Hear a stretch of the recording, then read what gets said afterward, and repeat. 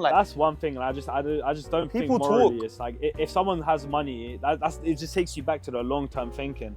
It's like if I'm able to work with somebody with money, I'd rather have him locked in with me for years to come, rather than work with him once because he's got dough and make like a couple of grand off him and I never see him again. Worse is a no. If five people out of the 1,000 you message reply to you, they can change your life.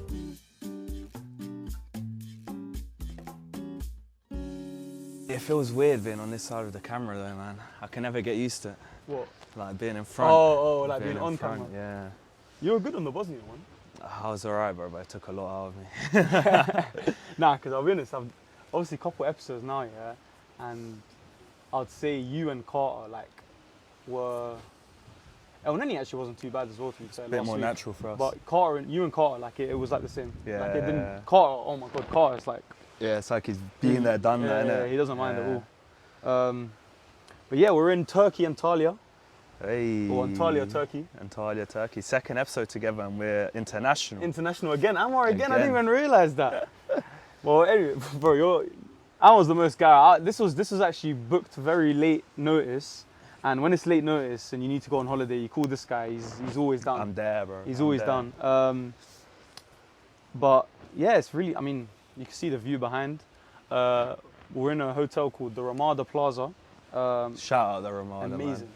It's been amazing. Nah, it's been good. Like we've seen that all-inclusive stuff everywhere, and we were like, you know what? Like let's join the hype train. Didn't actually know what to expect, but we were actually like, I wouldn't say blown out of the water, but we were surprised when it's been. It was good. It was. I really thought it'd be nice, but I didn't think it'd be this nice. Yeah, man. But this place really, is really good. nice. I mean, you see like beach with mountains. Bro, it's beautiful. It's insane. It's amazing. You wake up to that view every day. There's a pool up there with that view, and you can't get sick of it. Man. It's really nice. It's really nice.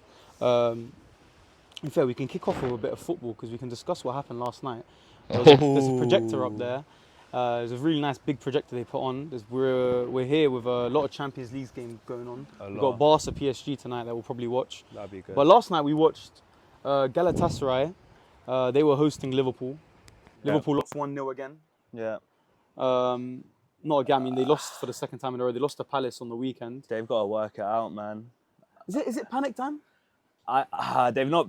Obviously, they're going to have everyone's going to have high expectations for them considering who and what they've done this summer and obviously off the back of last year. Yeah, and how they started. But something's gone wrong in the last few weeks. And I think if they don't sort it out, it can get dark for them, man. It can get dark because a game like yesterday, they benched a lot of their players expecting it to be, they expected to win. Salah was on the bench, Isak was on the bench. That's what I mean. McAllister was on the bench. So they underestimated it and it came back to bite them. But obviously, they came off a defeat on the weekend as well. They've got a tough game this weekend. Obviously, Chelsea but Chelsea will give them a good game. Yeah, it should be a good game. So, yeah. I think they'll be all right. I mean... But I think they've got to work it out, man. Palace are genuinely one of the best teams in the league. Unbeaten. Yeah, they're unbeaten in 16 in domestic competitions. Yeah, man. And they won 2-1. Liverpool got their first loss of the season. And then yesterday we watched them and they were just lackluster. Yeah, they were playing a lot of long ball, which you don't see Liverpool play a lot. They couldn't get anything going. I felt like passes were misplaced. It was bad. It was so rookie. Like they were unsettled. Like nothing was like. Yeah, they were very unsettled. Yeah, don't get me wrong. I don't think it's panic time either, but it was a bit weird. Like the way they were playing, it was just there weren't much danger. It was like constant recycling the ball, trying to get wide and put crosses in. Like, I don't know. But the thing is with me, it's like I'm a big fan of Liverpool in terms of I like the way that they play. But for me, I think you're not actually a big fan of Liverpool, are you? But I think that everybody on paper they should be winning it all this year. I think obviously off the back of last year as well. I think on paper, and I think they know that and they have that expectation. And it is of course it's pressure, but it's tough, man. But football's tough. Like you're not going to walk through every single team you play. I think an injury to a centre back could kill them. They'll be. They got that young guy that's already been injured. He's like 18 or something. Yeah. I think a couple injuries killed him. If they lose Van Dijk or Konate, who slots in Gomez? Like, I mean, we're only bringing them up right now in terms of saying, they've lost and is it panic time because they're so good. That's why. And yesterday was terrible. And that was a poor. Yesterday was terrible. Yeah, I didn't watch the Palace game, but obviously they lost. Even Jane Carragher said it, although I don't really agree with a lot of the stuff he says, but he even says the top team does not play the way that they've played the last couple of games. And Carragher came out and said, Carragher last night came out and said he thinks Florian Wirtz should be dropped. Yep, I saw that. I saw that this morning. Wirtz, he said that you should drop him for a bit. I really like Wirtz, innit? So it might be a bit. I liked him since Bundesliga, but no, you can see though. Technically, he's unreal, but he's just struggling to get to the pace of the Prem, and just he's struggling a bit. But he's young, man. He's so young. He's young.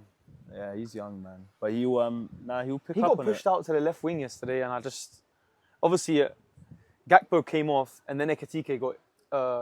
Was it Ekitike got injured? Yeah, Ekitike got injured. Yeah, Ekitike got injured because he stretched. He had to stretch and pull his hamstring on a misplaced pass again. And then Wirtz was there. He brought on McAllister and he forced Wirtz out to the wing. And I think it just made his night even harder. And then everyone's just like, when you're looking for someone to blame, you usually blame the guy that hasn't been up to standard. Of course, that's I think he got blamed yesterday. And in that Galatasaray game, obviously Carragher came out and said that. I thought Wirtz was probably their best player. Going forward, I think he was the only one trying to be creative and stuff. Yeah, no, 100%. But he made weird decisions like starting Szoboszlai right back. He done it before and it worked. He did it against that Newcastle game. I don't know, man, but it was a bit weird, innit? Just play Conor Bradley. You've got a pure right back right there. That was Give my point. Szoboszlai a rest. But on the flip side of that, it's a bit obviously they've had the last couple of games have been meh, but they started so well, and the fact that they were winning games, not playing well, is scarier in my opinion because once it clicks, once it gets good, it can get really dark. But it's biting them right now. Two losses in the last 2 games. But if they get to a point where it's all clicking, bro, they've got world class upon world class talent in all positions now. And Isak came on and Isak hasn't got going yet. Yeah, but they're not. I was saying it to you throughout the whole game. They're not creating chances for him. Like he's a killer in front of goal. You think he wouldn't love to have a shot? I think he had 1 chance, and that's as soon as he came on. Yeah, it was that half chance kind of volleyed it. Bro, but they're not creating chances for him. So I don't know, but I think when they do figure it out, I think it's game over. Like honestly, Liverpool, City won't touch them, Arsenal won't touch them. I think when they click, it will get dark. They're a bit strong. But yeah, United. Gonna have to mention United. What do we do about Man United, man? United, they were at the Brentford at the weekend. You went to that? I was at the game. Honestly, look, I'll tell you exactly how I thought it went. I thought we were playing terrible. I thought Brentford just looked like the better team. Yeah. We weren't really like attacking with any danger. But then, Brentford went 2-0 up. But then somehow Benjamin Sesko scores his first goal. He's not got going. It was before everyone's waiting for his 007, but he's got his goal now. But yeah, Benjamin Sesko scored. Somehow it was his first goal. It was a mistake from Kelleher, to be honest, letting it bounce up in his box like that. And then Benjamin, if he's playing well or not, he looks like an athletic guy, 6'5", and he can move. And he moves the way he moves. Yeah. And honestly, that goal, it looks like it's a poor goal, like he's missed, but it was actually like get to the next ball and a third attempt going in. But whatever, it ends up 2-1. Second half starts kind of the same. We're attacking a bit better. He didn't really make any changes. Kobe ended up coming on, and then 75th minute we get a penalty, and Bruno misses it, and that was probably the deciding game. It would have been 2-2 with 15 minutes to go. There, man. But let me tell you something. Did you see that? How did Brian Mbeumo? How did the guy? I think it was Nathan Collins who brought him down on the penalty, right? How was that not a red card? What's been happening with the ref? How is that not a red card? Yeah, I watched that in the highlights, man. And when they were questioned, it said that Mbeumo wasn't in control of the ball. I think that's tough. When is it? Why would you control the ball there? You're gonna hit it. Yeah, that's what I mean. Red card happens. Bruno, look, he missed the pen. But red card happens if we score the pen. Red card happens if we even miss the pen. We're going against 10 men for about 15, 20 minutes.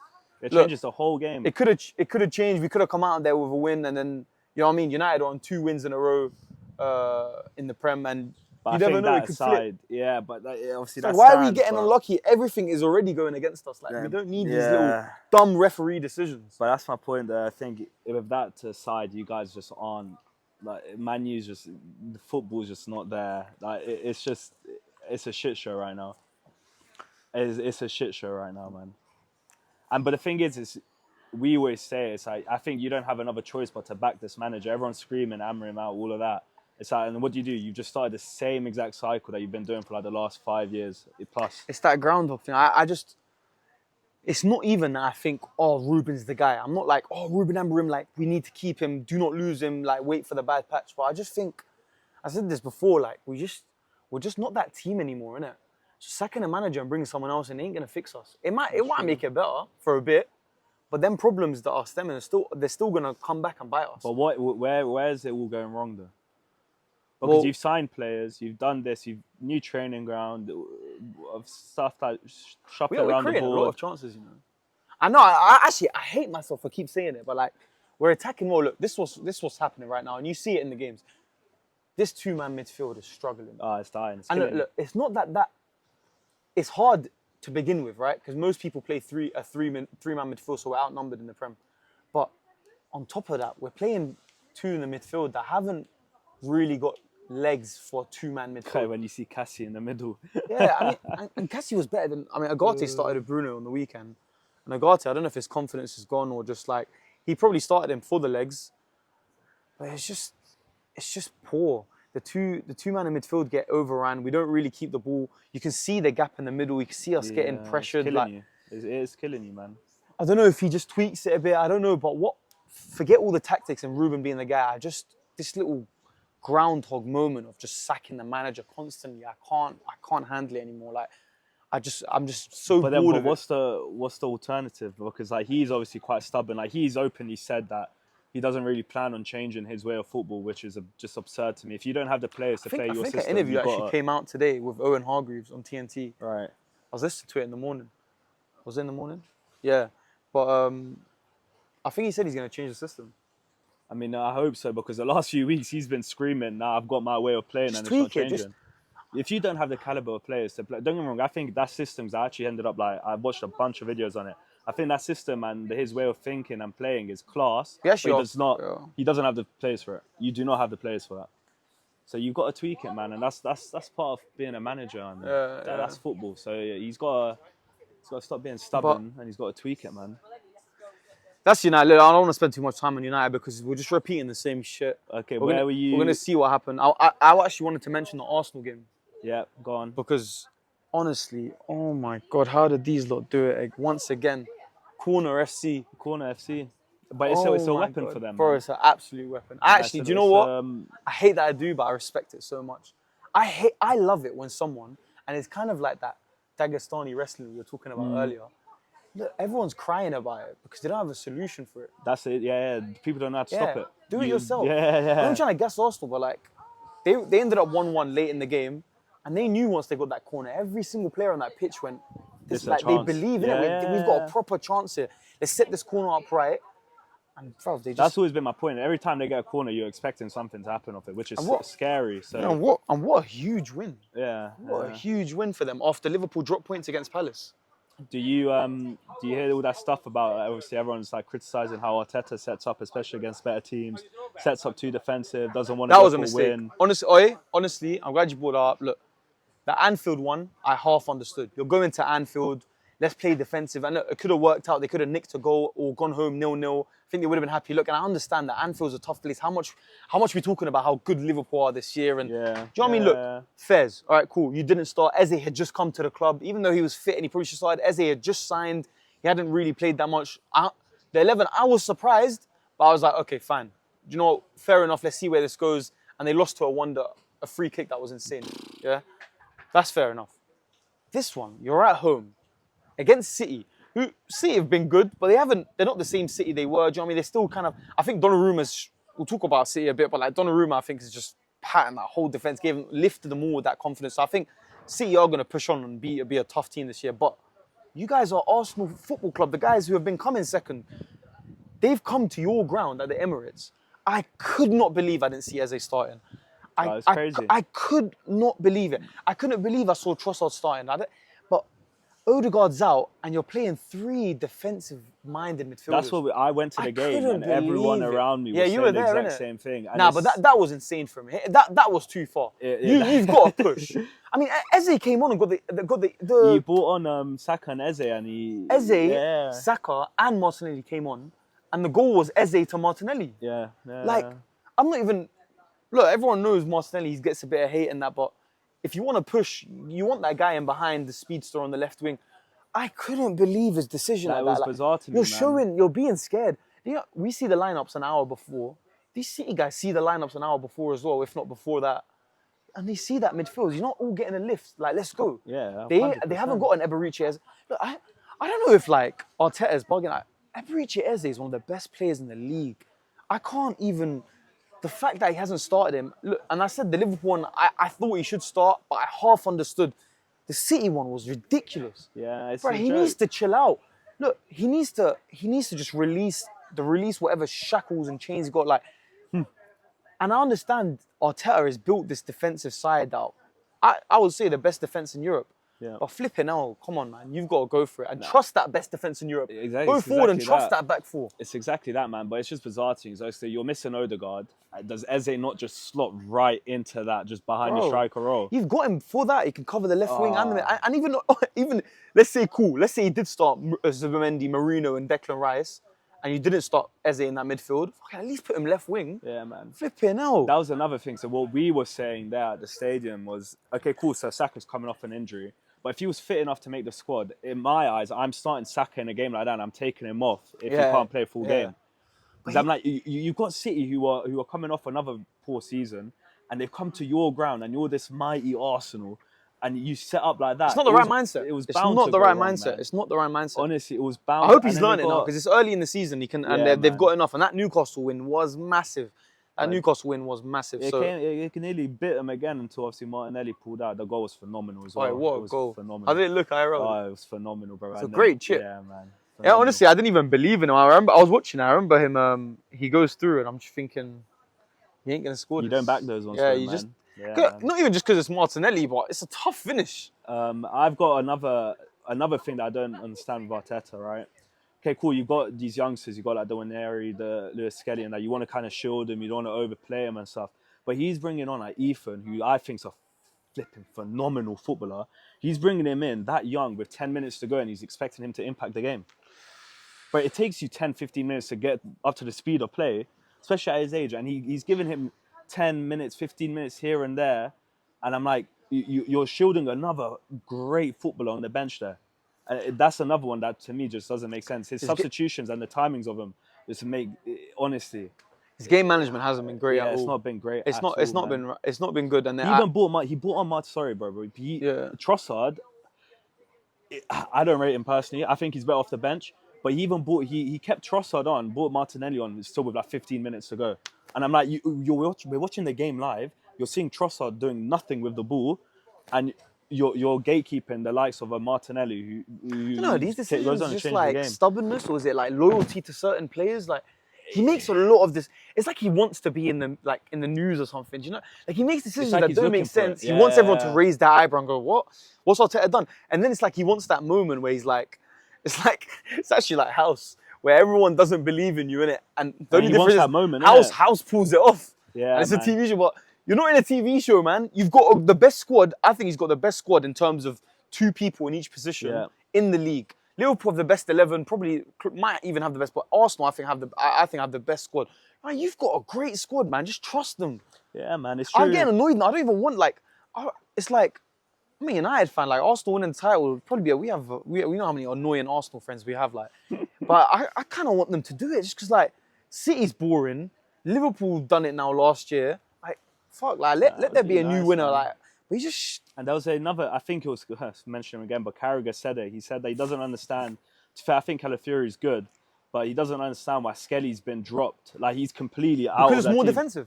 That's the only reason. Calafiori's a centre back that can play left. Yeah. It's just more. He just wants to because be so defensive. he goes like to be dropped the way that Skelly's actually been dropped. You would have had to have done something very wrong for you to not make the we ain't squad. really and seen he's much not done Skelly. anything. Yeah, we see much. But Skelly. he's not done anything wrong. Being getting subbed on late. Yeah. It's more defensive. His style. It's crazy. Arteta keeps sitting down with his team, and they go, "Okay, cool. We came second again, guys, in the summer. What should we do?" And for some reason, their conclusion always comes to let's concede less goals. Which look, you guys have done brilliantly. Like their defense has been phenomenal in the last couple of years. It genuinely has. But you remember, this wasn't Arsenal's defense. This wasn't Arsenal's kind of play style. When Arteta first came up with that Arsenal team, they come that top 4. They were this exciting attacking team, and now he's kind of moved into this like we're like the strongest, and they are the strongest defense in Europe. But I remember Carter actually said it was like he went from kind of Pep football, and then he's transitioned in terms of like managers. He's kind of like looking like he's following and adopting ideas from. It's kind of a transition to David Moyes, like his time with him at Everton, and like it's more of like a big, strong defensive team that doesn't let much past them. And You like see that now with Moise as well. yeah. But Moyes, it's true. that's Moyes' thing. It's kind of like he's like transitioned to that. But I don't know what wins you the league, because scoring goals is the most important thing in the game, and it always will be. I don't know, but I think it'll be another interesting season, to be fair, because I think City will stay in it. Liverpool will obviously get better. Arsenal will be. So I think it'll be. Who have you got right now? Who have I got right If you now? say one, you say Liverpool. Yeah? Liverpool. But I went into the season, this is a funny one, but I don't think they've actually been that bad. We've spoken about them a lot. I went into the season expecting Chelsea to be there. Yeah. But I don't know. Chelsea, Obviously losing Chelsea the are a really good centre-back team. killed them. Cole's been injured. They lost Levi Colwell. That It's killed them. a bit of unluckiness. I think their defense was a bit too young for them just yet. But honestly, Cole. So I don't know. If you put a team I like expected Cole's them so to good. be up there, but yeah. Cole's just so good, and he's been injured. Cole's just like that. If you're in a half decent team, he's just gonna win you a lot of games, man. He's just... So but yeah, if I had to put my money on someone, it would be Liverpool right now, man. And I personally think I would go Liverpool, City, Arsenal, man. City, man, they look patterned since Donnarumma came. I'm telling you, City they are look scary patterned. team, man. I think they won like 5-1 on the weekend. Yeah, man. The caliber of players that they just have, and then you have Haaland, who's just an animal, and that's another thing. You got a big set of strikers in the Prem now. You got Haaland, Gyökeres, Šeško, and that. But obviously, Haaland's been there, done that. But so far already, he's looking so miles ahead of these other two, man. He's just looking too strong. Everyone always loves to doubt Haaland, but he's always just going to be... He's an animal. Since he came to the league, and now he's still the best striker in the league. Bro, he's Because everyone shouting him and said Isak was better. Like, I rate Isak, don't get me wrong. I thought... honestly, this is before, not because of how he started with Liverpool and nothing like that. What a spew, man. Sorry. It is banging, isn't it? But what was I going to say? Yeah, not because Isak, how he started. Now, I was saying this before. Don't you think he got a bit like overrated, like really quick? It went from like 0 to 100. Yeah, like he went from he's a good striker to, oh my God, he's kicking on at Newcastle. This guy's looking like a great striker. To like, bro, I heard, everyone last year said he's the best striker in the world. Yeah. And he had this 120. He's not. He's genuine. Haaland is just a better striker. I just can't like. No, I agree, man. Your strikers to score. Obviously, Isak can do a bit more, maybe back to goal with his feet. He's silkier. But number one objective of a striker is to score goals, and no one does it like Haaland. That it's bizarre things. He's just a goal machine. But speaking about strikers, the boy Harry Kane, what he's been doing, insane. It's something like he scored. Everyone always forgets when they have the little England like major competitions, and then he doesn't kick on. I think it's because of the system and Southgate. To be honest, like Southgate didn't know how to use all these players. Yeah. But, like, if proof, I know it's Bundesliga, but he's doing it in the Champions League as well. And also the Bundesliga ain't as weak as people think. All these new players that are coming to the Premier League this summer, where are they coming from? Yes. The Bundesliga. Yeah, man. And this guy is killing it, man. Yeah, this guy is absolutely killing it. Yeah, but Bayern in general are doing something. We were saying it earlier. We actually hope that they win the Champions League. I would love if they win it. For Harry. Honestly, I want Harry just to win something major. Yeah, and a company. I don't know what they're doing, but they're cooking something. Also, crazy I don't know if Harry Kane, at the end of this year, I believe, his contract's up at Bayern. It's either this year or next, but I'm pretty sure it is this year. His contract's up, and there's a clause where Tottenham have first. Tottenham have like the first dibs to get him back for around 30 million, I think. And I think that clause had to just be in the contract because Harry always had the plan to come back to Tottenham and break Alan Shearer's record. Yeah, it makes sense. What a story! Wow. And then wins the Champions League, comes back, probably wouldn't win a Prem with Tottenham, but I mean, fucking hell. I would love that. If Harry Kane won the Champions League next year, went to Prem, wins the Premier League with Tottenham, he'd literally be greatest striker of all time. 100%. That would be insane. That would be good. But that would be good for him. I'll be happy for him. He always goes under the radar a bit. I think everyone knows now. You can't not respect someone like that. He's insane. He's what about Mbappe's been cooking, man. Nobody talks about him a lot, but because everyone waits to hate on Mbappe. Yeah, everyone waits to hate. He's been cooking as well. Last year, what was the narrative around Mbappe's debut season at Madrid? It was poor, right? That was the narrative, right? He was getting cooked. He scored more goals than any other debutant for Madrid. He was getting cooked though. He was getting absolutely cooked. But yeah, he's come even. It's a big subject on this podcast, and I mention it a lot, man. This narrative thing in football. It's a killer, man. Because then it just gets fed to the masses, and then so many people believe just narratives in stupid the narratives. world is just a big thing. I mean, Yeah, we were talking with Anani, the episode last week. We were talking about it was a heavy politics episode, and it was just it's the same applies there. Just like go watch the stuff, go form your own opinion. Like you're gonna be so much happier, man. 100%. Nah, it sounds juicy, but like 100%. genuinely, like following a narrative is boring. It shows you your lack of knowledge because you can't be asked, and this applies to everything, not in football. You can't be asked to go and watch and form your own opinion. So you jump on the first two comments that you've seen on Instagram with the most likes. Come on, man. Harry Kane and Mbappe, these are elite players, man. You don't become an elite player overnight, and you don't not become an elite player overnight. You don't lose that shit overnight. Facts. Unless you're Onana. Oh, let's not start that. That's man. that interview, bro. It keeps coming up where he goes, "You think the best keeper in the Champions League becomes the worst? No. This is just a temporary. This is all temporary." I actually loved Onana. Nah, but he had to go, man. Yeah, his confidence had been shattered. Yeah, it's a big job at United, this keeper thing, and we're seeing it now, man. We're seeing United struggle now with this keeper stuff. I mean, the new keeper hasn't even got a chance. This Lemons guy. I just start him. I've had enough of buying there. Yeah, man. I've had enough of him, man. That's another thing I just don't understand. You're shielding him for what? I don't know, man. But fuck, do you know what? Fuck, that's enough football, man, because the shit, it just starts. We always come back to United and I just get pissed off. I've had enough of this shit. But the main thing of today's episode, actually, I want to talk about Amar. We had Amar last time on the podcast, but it was more of a group one. I've always planned to do an episode of Amar where we talk a bit about his career. Amar's a photographer. You've been doing it. You telling me the other day, what, 5-6 years? 5-6 years now, man. And this was something that you started and you just went with. I mean, you were talking about how you didn't go uni. Man, it's weird. You kind of just went. I always get asked, like, how did you start and stuff, and it's like the only. What do you remember? What's your early like? The only memory I have is right. It's a funny one because it's probably a bit stupid, but I'll tell you what I remember quick actually, because what I remember is slightly is just like you starting to just being like liking taking photos. Yeah. And then like you kind of started to like taking photos. Then you kind of just made a page, and you were like posting nice photos you were taking. And then obviously you got a camera eventually. And then it's just like. But I remember it just started from you liking to take photos, right? Yeah, it was funny because I think it's wrong, but I had a phone like really, really early on, right? So we would be in like situations. Like wrong this, as in like for you. Like I shouldn't have had how a phone early? early on. Like, but I'm talking like I'm doing. I think I got an iPhone in year 6 or 7. Okay, yeah, that's what's 12, 13. Yeah. Okay, I'm around there, but maybe I'm around there, 11, 12. But anyways, it was like really early on.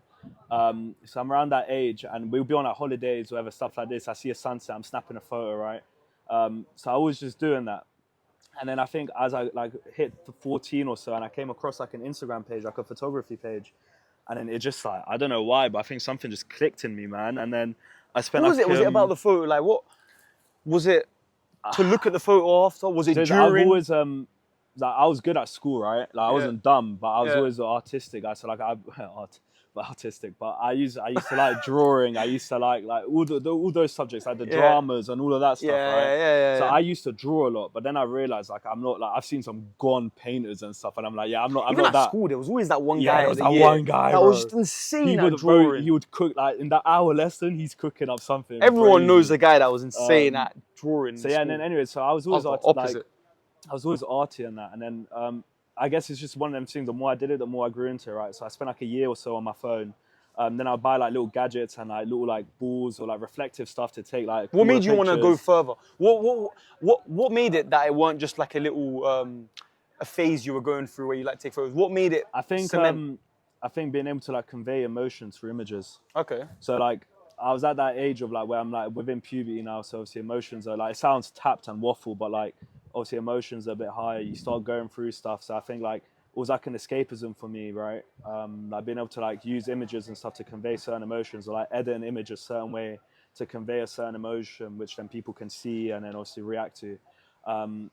So I think that that's what kind of kept me growing into it, right? Because I started photographing like everything, whereas now I do all sports stuff. Yeah. And then so like I was on my phone for a bit, and then you still do the type of everything and stuff. Yeah, but like more personal, more personal stuff. And then so you still enjoy that side. Yeah, definitely. But it's just it's harder to make money in that side. And then I guess just the next step what made sense was just to buy my first camera. Do you remember what was your first camera? It was a Canon 2000D. Would you like Amazon or like what? It was at Curry's. I bought this in Scotland, and do you know what happened on the first day I used it? Oh no, was that? Yeah, I got it. When you got hit by a car? The first day I used my first camera, right? I don't know that. I got hit by a car, hospitalized. Did it break? No. Or you weren't holding it, or? No, it was on my chest, like strapped around. I was like one of them like little tourist. Good advert for the camera. Get hit by a car, you're. Yeah, it was crazy. So obviously, yeah, man, that would have put a lot of people off. And then anyways, I got to like a point where I'm like now 16, 17 and stuff, and like I'm going into sixth form, and then it's like I'm doing this now, right? I'm doing this, and then it's like, okay, cool. Like, how can I now take this further, right? And I had like two options. It was either like go to uni, study some form of film production, whatever. Or then, like, obviously, I was at that age already where like, I understood that I could take this into a job and freelance. And which I think most people would have taken the uni route. Yeah, of course. Because I think it would have just like made sense and been easier than to dive into the world and try and be like. People are scared of risks, man, and I'm really big on like where there's risk, there's rewards, right? Yeah. So people are really scared on risk, and that was a really risky thing for me to do. Like everybody that I knew in school's gone off to uni, whatever. So it was a big risk for me to take. And then, anyways, I had like my first client within like the football world, 24 Football Academy. Yeah. They're like an academy. And then I've been with them now for like 3-4 years, right? But like obviously through that, you then meet more coaches, meet more teams, more academies. And then it just like, boom, it just exploded. And then obviously with that, you then start getting the cool opportunities where you're then traveling for work, you're meeting players, you're meeting entrepreneurs and all that stuff. But and you say it just grew by you putting in the work and instead of going to uni, right? Yeah. Meeting that next person. Like, you hear this term networking so much, right?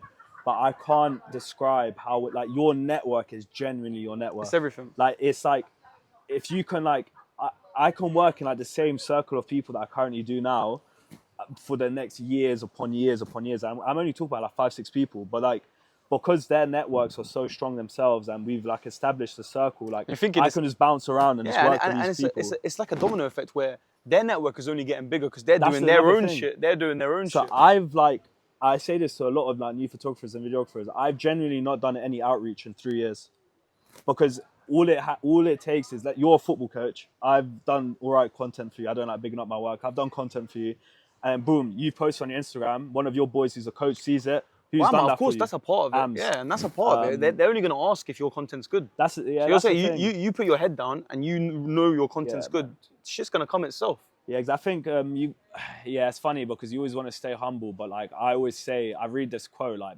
so many times. Yeah, I posted it so many times. It's like doubt kills more dreams than like failure will ever do.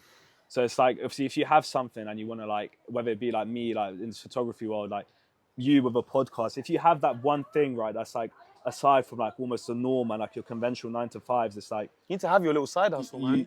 But run with it because like if it works, your life is like bro, I've done stuff in the last 2 years that like you can't even imagine. Like I've traveled XYZ, like all of that stuff, and it's like if you have that one thing, like you've got to run with it, man. You got to trust it, innit? You've got to, man. And it ain't gonna blow up quick. Yeah, nah, man, nothing. All of those. I say it won't happen overnight, but it's obviously some people are lucky and it does, right? But yeah, man, you've got to put your head down and work. But that's with anything in life, because you can either spend your life now working in a 9-to-5. Like I don't want to sound like those people. I'm not selling a course, but if you're gonna work so hard in your conventional job, but you know you have something that you can do for yourself, just put in that same amount of work and you can see where it takes you. 100%. It's tough, man. So yeah, man. Even like. Who's that guy who said this? Nah, but it was that thing. I can't remember what show it was. But there was this podcast. I'll get the name in a sec. But they're talking like even do you know what? This is one I was thinking about. But let's say Rogan, the biggest podcast in the world. Yeah. Do you know Joe Rogan like sat there and just did podcasts for about 10, 12 years before anyone even saw it. Yeah. Like obviously. He had this couple thousand fans because he was on UFC and he was on TV before that and stuff. So he had a bit of a. But we're talking to make that jump to the biggest interview platform on the world. But this guy did it for Asia. Guys, genuinely, you could run with something, yeah. And it's hard to think. And I don't even like thinking about this with this podcast, but you could do this like podcast for like I could do it for like 9 years. Nothing happens, and on that 10th year, it goes. It goes. And like, People, it's but so people hard don't to want just that, stick man. to that, man. Yeah, of course it's hard. It's but I gonna think, be hard. Yeah, too many people, man. I always call it's just those quick money schemes or quick money fame. Like That shit don't quickness, come like, quick, man. People don't think long term, man. And I always say, it's like people always say to me, right? They see I've worked with X celebrity, I've gone to X country for work, and it's like, oh, bro, you've gone clear. But in my mind, I'm like nowhere near where I want to be. You get what I mean? Like, so like, okay, cool. Like, alhamdulillah, like I've done, life's been cool, right? I can never complain, but I'm like nowhere near where I want to be. But obviously from the outside world, and I guess that's just social media, but like people are like, they're thinking that I've like made it. And I'm like, in my mind, I'm on step, if there's 5 steps, I'm on step 2, See man. a lot more to come. Yeah, man, 100%. It's the right mindset to have. 100%, man. But no, freelancing's tough, man. Like it looks like an easy job, this photography, videography stuff, but every job has its difficulties. Of course. And B, it's like, everyone loves to talk from the outside, Yeah, man. man. They don't see it. and B, it's obviously hard. It's like you can have like a phase where like I'm super busy for 2-3 weeks, and then I'm quiet, and then I'm busy, and then it's like, yeah, it's not easy at all. But I guess that's just like, that's the it. job. If I don't want to go into like a set job, that's what I gotta do. But yeah, man, it's been cool, and I've done stuff, and like I'm so grateful because I've got a deep passion for traveling, and I've spent like this summer alone, like I've combined what a combination Yeah, of photography and traveling that's worked out for you. You love traveling. That's the thing. It's like, and I've been able to obviously now take it like globally and work abroad and do cool stuff, whether it be going to like the Dubai's or I was in Turkey recently. So yeah, it's been really cool, man. But honestly, like there's so much more, man. There's so much more. It's good, man. It's the right mindset to have. Well, I was gonna ask you who has been, or what's been your favorite job or your favorite person to work with? My favorite person or favorite job? Yeah, like somewhere you really enjoyed and you like, do you know what I mean? You remember it for it. The most recent trip to Dubai was. Oh yeah, you were with cool, what were you doing there? There was I was with me, my boy, this guy that I work with a lot, Darius. I owe a lot to him, and he's honestly, like, not even from like a business perspective and stuff, he's generally the nicest guy I've ever met. He's an ex-pro footballer, works in academy football. Okay. So anyways, him, and then this agent, like very like class agent called Mike, and then like a group of his players. So they're all like youngsters, like 17, 18, 19, all playing. Like one of them was on the bench. He's in Pep squad at City, like consistently. Oh, nice. One of them's at Liverpool, other one's at City. And they're all like academy players? Yeah, so some of them are already playing first team football. So anyways, there was like a group of like 7 of us, I think it was in the end.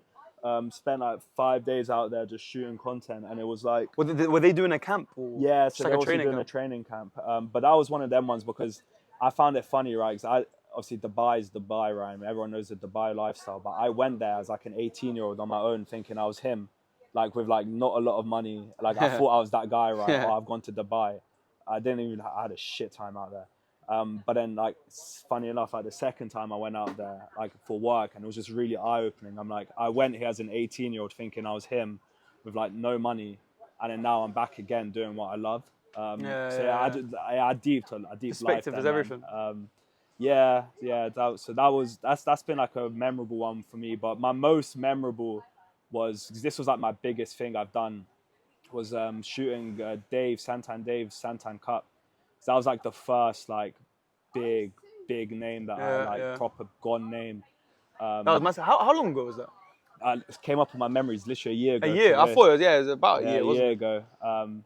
So that was cool, man. So that was a really memorable one. And then literally right after that, because I did that, I got a chance to work with A-Star Barbers and Hazard. Like a month after. I remember that. Yeah, and also being a big football fan, and Hazard, Bro, that was Eden Hazard. That was gone. How was Dave? Is he a nice guy, real life? He is, man. He is. Is he as true as he looks? Like, oh yeah, bro. He's like super laid back, man. Like he's like if nonchalant's a person, Nonchalant. Dave, man.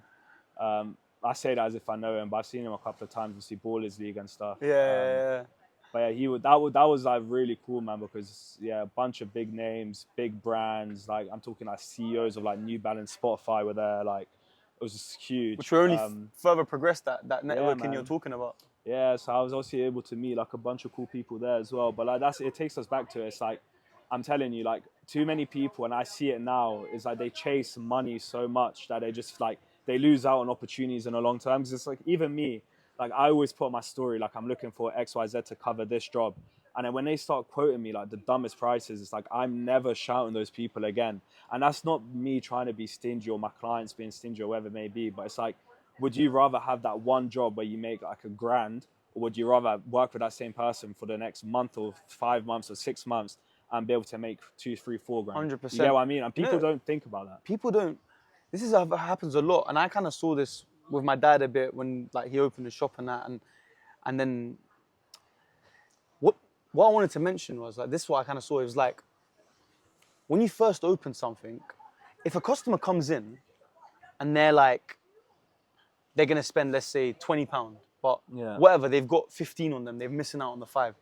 For you to go and like, just leave it, it's like, let's say you either lose £5 in that deal and obviously the profit you're gonna make, or you give it to them for the £5 less, and you've gained someone who's just gonna go, wow, this guy sorted me out. Yeah. And not only is he gonna come back himself, he's gonna go and tell his friend. Yeah, he's gonna go course, tell his bro. mum. You're gonna tell his, like simple things like that, which you can link to that thing you're talking about, where they've got an opportunity, but the money ain't right, so they're not gonna do it. So what's better for now for your career? First of all, you haven't made the less money that they wanted. Obviously, let's say they wanted £1,000, but they've been offered 600. You haven't made that 600. Second, you don't know who you would have met there. Facts. You don't know who you would have talked to there that would have got you a job that would have made you more than that 1K you wanted in the first place. Facts. So like these things, like that's what I always think. Like I think about just the long term a lot, and it's like, yeah, too many people. Money's just gonna don't do come, that, man. If you're good at your shit, money's gonna come. Money will come to you, man. 'Cause that's the thing. Like that, I always say, there's enough in like, especially places like London and stuff. There's enough for all of us to eat in the industry, right? But yeah, I think once you start chasing money and like money becomes your goal, like don't get me wrong, we all love a bit of bread. Of course. But once that becomes your like end goal, trust me, like in the long term, you're not gonna make money like that, man. You're gonna just miss out on too many connections, too many opportunities. And then they come back to bite you, man. That's crazy. In your industry, you're telling me people like not going for something because the money's a bit less. Look, I get if you're like, fair enough, you're like upper echelon and maybe you've got like a standard you want to keep, you're not using it. But if you're like kind of new in the game and like someone's giving you an opportunity and like you're not taking it because of £100 or £200, that's gotta be, that's like, yeah, but you'll stupid. be surprised how many people are like that, man. Like, Yeah, nah, I'm not surprised at all. I'll be honest. That sounds crazy. Yeah, it's funny, shit. but then it's like those same people are then messaging my like Instagram and saying like, can I have advice on how do you get clients? Can I have advice on this? Can I have advice on that? And I'm like, you would rather like lock in a client long term, whether it be like a football academy, like I do a lot. Like I would rather put people on packages and deals where I'm working with them throughout the next year, rather than me working with them like, just this one time off. You get what I mean? And but those are like the. Did you have to work all this out on your own, or did you have another photographer you kind of? Nah, man. Obviously like my family's very entrepreneurial, right? So like my dad, like I've learned a lot through him, but he's very old school in terms. Does of he give you a lot of advice on the? Yeah, he business, does, yeah? but a lot of his is old school advice. So you then have to almost try like tweak it into the modern world. But I guess it's just you like mistakes are there for you to learn, right? Like if you dwell on mistakes, you're gonna be fucked. So it's like obviously through life and then through just experiences, you make mistakes. And obviously, like I was into the other day, like you forget you've been doing it for 5-6 years. It's now. mad, isn't it? Yeah, like I go through you've got some experience in the game. So that's all stuff you've got to figure out, but it comes with time, man. Like because obviously you've got to be good at your craft, right? That's one thing. But then there's a whole different side of like you're running a business, right? So you're running like whether it be like looking at your finances, looking at like your own marketing of how you're marketing your own work, like dealing with people. That's the biggest thing, like dealing with different types of people. So then you're encompassing like something that like a big company has like people who are employed to do. You're doing it all on your own. You get what I mean? But I guess it's just obviously stuff you then learn throughout time. But yeah, man, then you end up having all that pressure to deal with. So it's obviously down to you to fire out and come out on top of it, man. So on the other side, when I asked you what was like your favorite job, I'm not gonna ask you what's your worst job. I don't want to make you say that. But now I wanted to ask, what's something like you feel you and other photographers, what's like you turn up to this, whatever job you've got, you turn up, what's something you see and you go, oh, it's going to be a long day, like something that's made your job a bit harder or something. Do you know what I mean? Oh, okay, yeah, I see what you mean. There's a bunch of stuff. One thing that always gets me, right, is if I swear down, I'm good because I'm patient and I can hold my tongue. But you could, like, if I'm at an event, right, or like a party, and somebody that's not even like the parent or like the organizer, like a random person's trying to come up to me and tell me, have you done this? Have you taken a picture of that? Have you done this?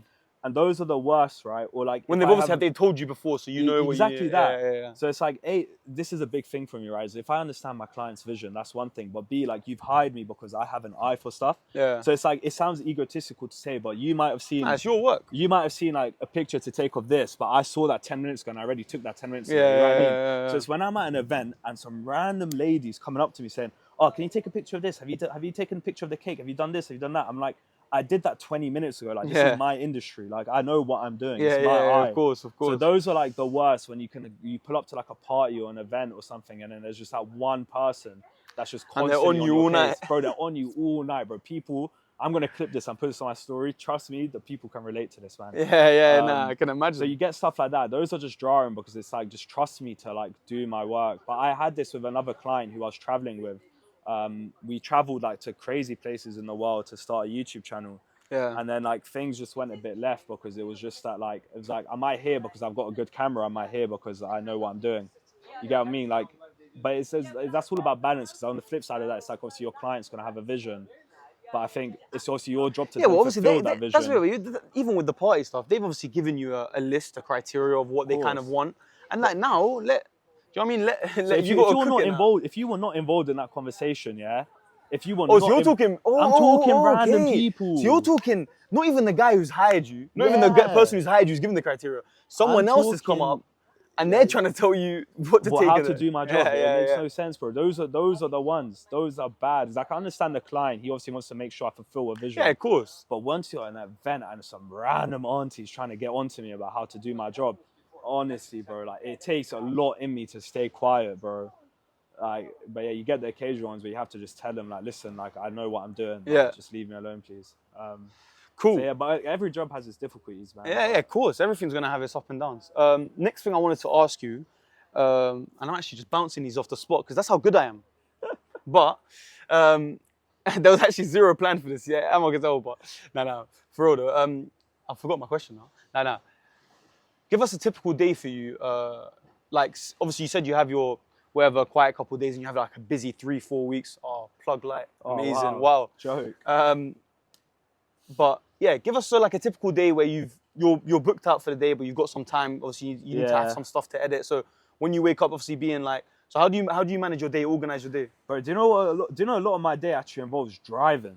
Driving, yeah. Like, you were mentioning this to me the other day. I was telling you the other day, I went Swindon, did a game, came back. That's a 2-hour drive, 2-hour game, 2-hour back, right? So a lot of my time is actually driving, right?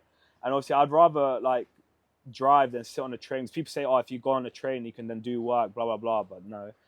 So a typical day... I was going to ask you, is it not easier to go... Like, I'm not sure, but in London, sometimes the train's easier. If it's in Central, it is, but then you're... Apart from that, you want to go around. It's far more convenient. Bro, man. Don't tell me about it. I can never survive ever I always say, if I'm going to sit in traffic, I would rather sit in traffic in my own car than on a bus or a train, like wherever it may be. Unless it is Central, you're just going to take the M25 and go around, literally. But, so yeah, a typical day is like...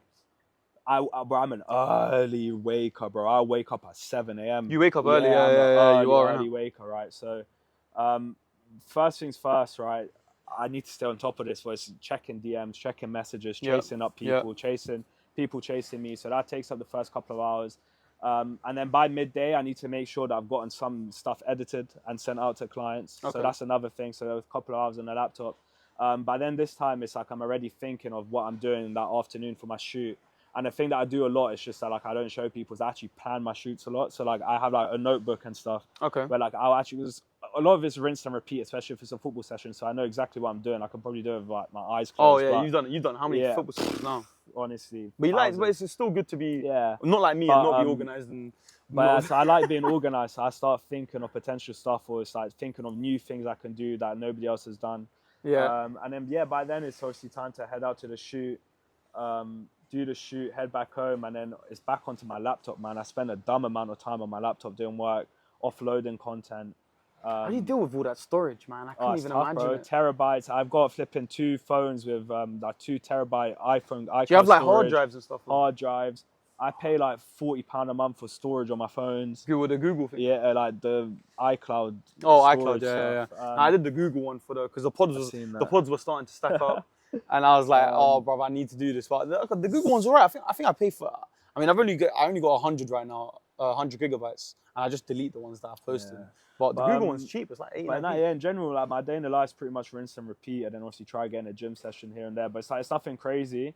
But yeah, a lot of it just involves just sitting at my laptop and just planning.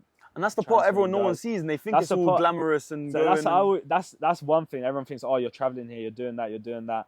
And then on top of that, to like almost combine it, it's like when you're giving out quotes to people, right? It's like some people forget that I have to drive to you, I have to drive back from you, I have to be at your session for an hour or two. I then have to edit for another 3-4 hours. So what you've now said is, oh, I've only booked you for 2 hours, has actually turned into a 7-8 hour job. So if I'm working a 7-8 hour job, which is just a stereotypical shift, do you start mentioning that now? Yeah, of course. In like, guys, it's not a 2 hour job. Exactly, but you have to, because then it's like, okay, cool, I can then go and work in retail for the day and make a bit of money. Like, it's bizarre. Like some people, like, but on the flip side of that, like, thankfully the people that I work with understand that, right? Because they're not. I mean, blindsided. Goals must be nice. Goals Austerley. Oh my god. But that's another big thing. So it's like when you're quoting people, you've got to think about all that stuff, and then it's like obviously clients only think that you're there for like the 2 hours. But it's funny because those clients who are difficult about paying and understanding that are the same clients that chase you up ASAP for the work. So it makes sense. But then those are the clients where you can then, I don't need to work with you again if we're not going to be able to establish a good relationship. So you know what I mean?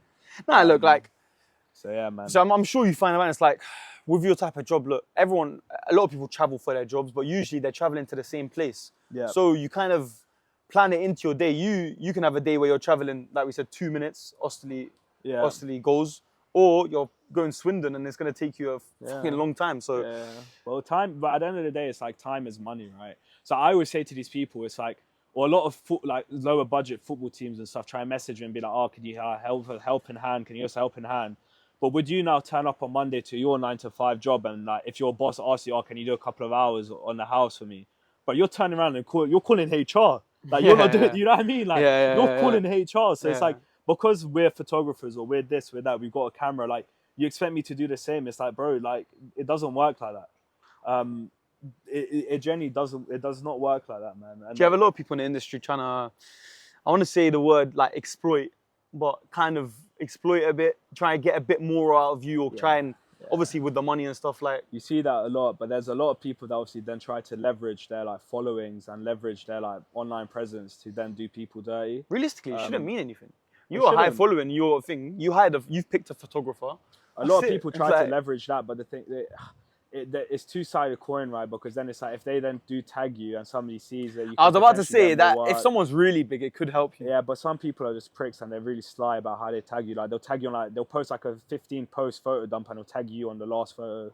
So I mean, you've got to be careful about that stuff because at the end of the day, they're not actually tagging you on the post. Yeah, because at the end of the day, it's like we're doing this for the money because we're trying to pay bills, we're trying to do this, we're trying to do that. So it's like it's all a balance, and you've got to be careful about it. But that's not me saying to chase money. I to this day would do stuff for free if it's for the right opportunity. Like if the right like player or at the end of the day, man, opportunities are huge, man. And if we're not going to sugarcoat it. I'd say we don't sugarcoat on the OdPod. And look, money's, everyone's trying to go for money. Of course you're trying to and when we were saying before, it's not a contradiction in terms of he's saying you can't let opportunities go because if it weren't for the right money and stuff.